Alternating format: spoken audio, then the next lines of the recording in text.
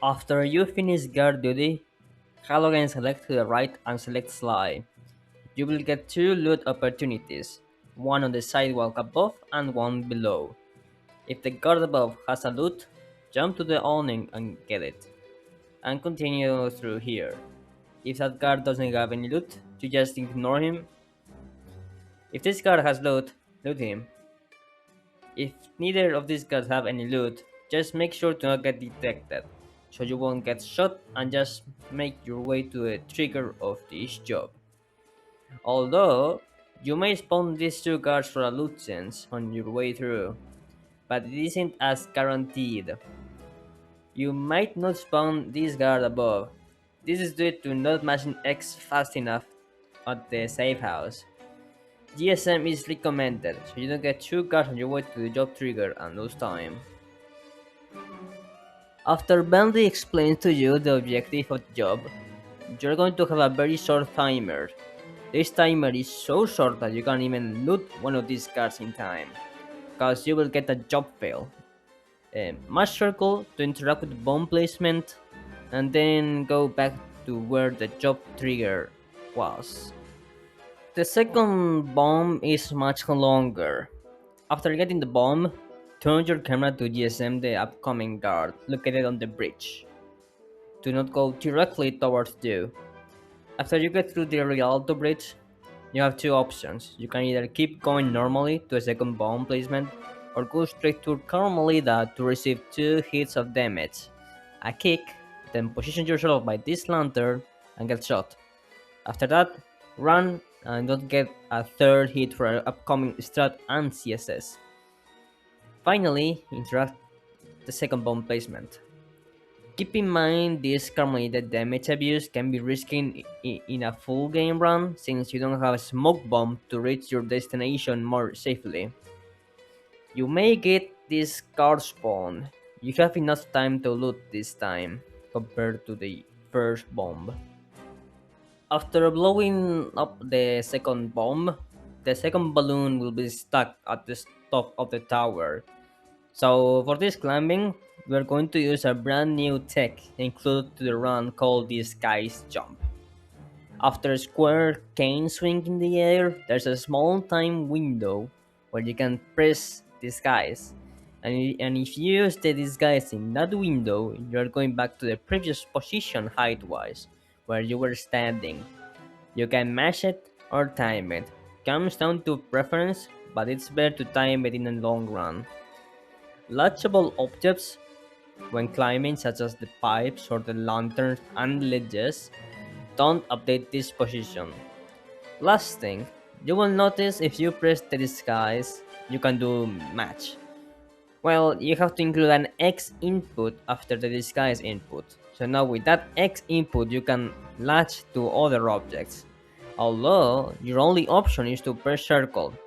Can't do anything else. Now that you know about disguise jumps, we can abuse it to skip parts of the climbing, such as the start. There's two options you can use.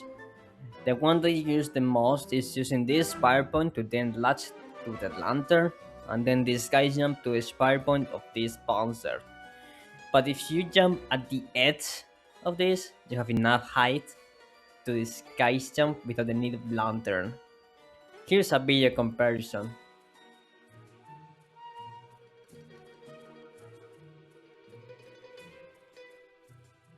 After the first disguise jump, you're going to latch onto this pipe and continue your way through. Now remember when I said the pipes are an exception where you can't update the position? There's actually a way to update them. By falling to the water you will get back to the pipe, but now your position is on the pipe. Now you can disguise jump to then latch to this hook and then spire point to here.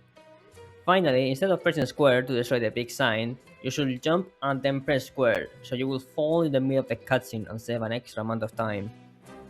If you are one hit from dying, set your position here.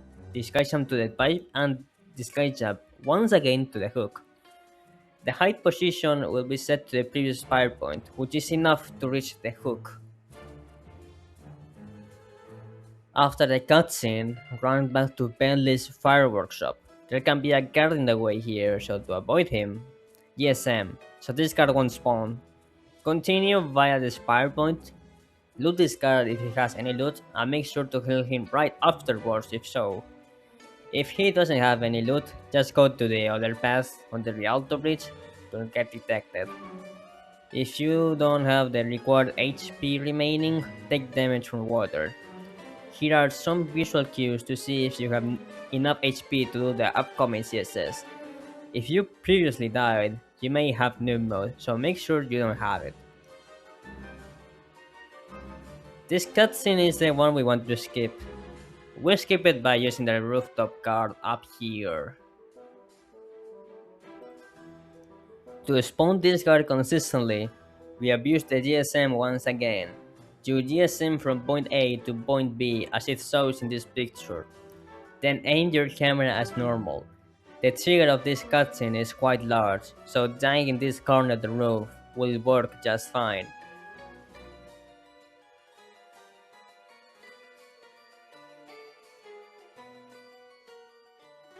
There's a 50% chance of the guard to be a pigeon or a cat. You would rather the pigeon as the attack will send you straight.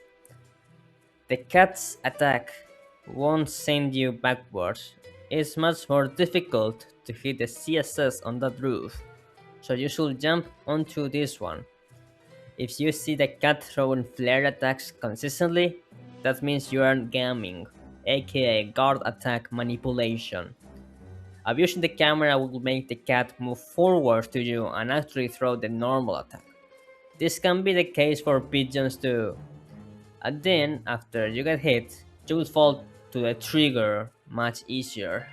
For episode runs, you can jump to this and scuff boost, plus a smoke bomb, to send the guard down here because of the smoke bomb. Make sure to stand around here, so you are alert by him right away. Stand a bit to the left by this lantern, get hit, and that should work. If you were to die before the CSS, you will respawn all the way back to the sign. You will probably have Numbo by then, so you will need to take an extra hit of damage. Carmelita can be on your way, so make sure to avoid her at all costs, because if she spots you, she will chase you and most likely miss the CSS attempt. After you hit the CSS, you have to chase Octavio, so he doesn't escape with Bentley. It may seem like an auto-scroller section, but it isn't really. When you're closer to him, Octavio will run faster. When you're far behind, Octavio will run slower. Collect coins whenever he's at his peak speed. You shouldn't get too ahead or too behind from him. Don't break this, or it will be harder to jump onto the awning.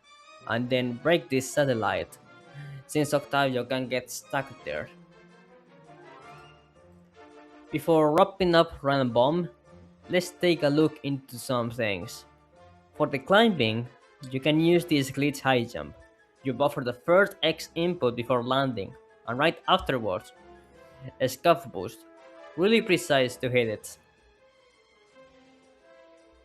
There's also the possibility of a cutscene skip. The first time you come back after bombing, that's the cutscene you want to skip. The cutscene is so short that it makes it in 80% not viable at all. But for episode runs, with the power of Smoke Bomb, you can lure that guard on the roof to the ground and make the strat much quicker. Do the first bomb as normal. You can take a melee attack if you want to, but time is very tight.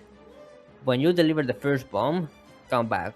When you're on this bridge, Smoke Bomb a scuff boost and lure the guard on top.